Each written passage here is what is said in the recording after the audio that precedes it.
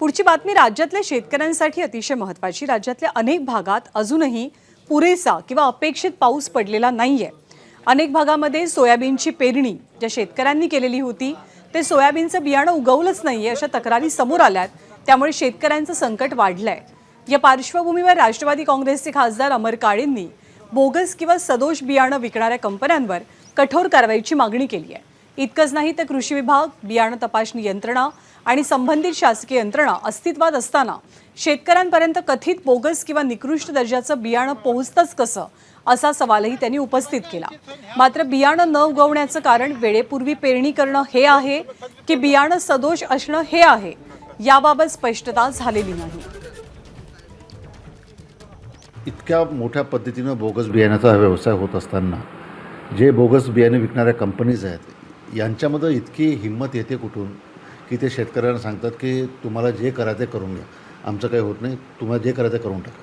त्यामुळं हा सुद्धा एक आत्मचिंतनाचा विषय आहे आणि सरकारने या संदर्भामध्ये अतिशय स्ट्रिक्टली कारवाई करून अशा बोगस कंपन्यांवर कारवाई केली पाहिजे। तर वर्ध्यातले शेतकरी सुद्धा सध्या या समस्येचा, या संकटाचा सामना करतात। बियाणांच्या उगवण क्षमतेवरतीच प्रश्नचिन्ह उपस्थित झालेला आहे।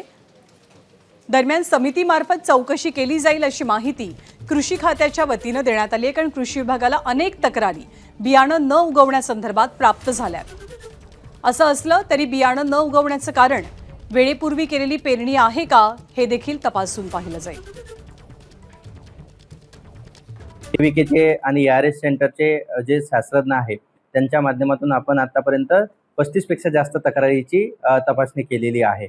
वर्धा जिल्ह्यामध्ये एकूण आता 72 च्या जवळपास सोयाबीन उगवण क्षमतेच्या तक्रारी प्राप्त झालेल्या आहेत आणि याच्यावर आपण जे आवश्यक जे तपासणी अहवाल आपण शेतकरी बांधवांना आणि त्याच्यानंतर बियाणे कंपनींना देणार आहोत आणि त्याची नुकसान भरपाई किंवा जो निष्कर्ष आहे तो आपण शेतकऱ्यांना कळवणार आहोत।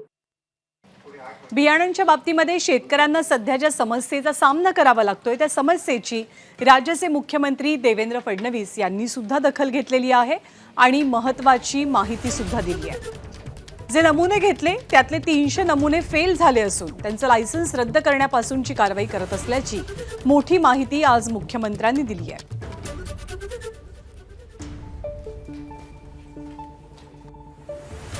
कमी उगवण क्षमता असलेलं सोयाबीनचं बियाणं हे विशेषतः विदर्भात आढळलेलं आहे। त्याच्यावर तात्काळ कारवाई केलेली आहे। 5000 नमुने घेतल्यात, त्यातले 300 नमुने फेल झालेले आहेत। त्यांच्यावर लायसन्स रद्द करण्यापासून तर फौजदारीपर्यंत सगळ्या कारवाया होतात।